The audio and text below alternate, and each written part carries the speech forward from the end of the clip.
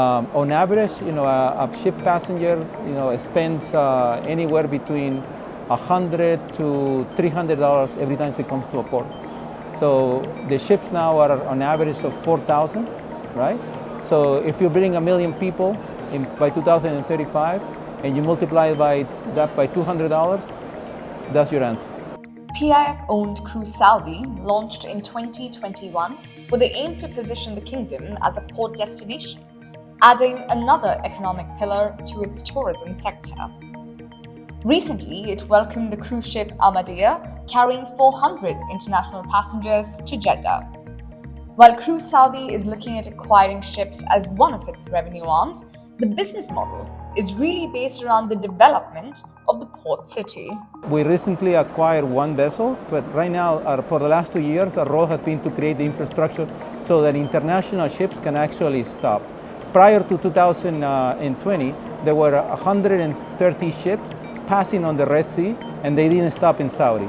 Now that we have a capable port and we are able to accommodate the larger ships, these ships are actually stopping in Saudi ports. Today we have 3 ports that are actually working in Saudi, and those cruise ports have enabled us to create a sourcing market in Saudi, which didn't exist before, because 2 years ago there was no cruising. Now there is a significant number of cruise guests that are locals who embark in our Saudi ports. So that our model will be to build a port city, not just to build a terminal, because we want the terminal or the waterfront to be open to the residents. Many places around the world, when you go into a port, it's a white elephant when the ships are not there. It's closed, it's empty, and it's the waterfront. You want the residents to enjoy the waterfront. So we want to give that back. We want to create a master plan design that allows that when the ships are not there, the residents can enjoy it. But at the same time, when the ships are at port, the traffic and the congestion is not visible. Cruising is one of the fastest growing tourism sectors globally. While Saudi's cruising industry is nascent, it presents a ripe opportunity to explore the potentials of the Red Sea beyond the multi-billion-dollar giga projects. Saudi and the Red Sea and the Eastern, the Gulf, those are very small markets when it comes to cruising. The last 2 years we've grown tremendously. We actually put the Red Sea and Saudi on the map. Our goal is to position Jeddah as one of the main cruise destinations in the world.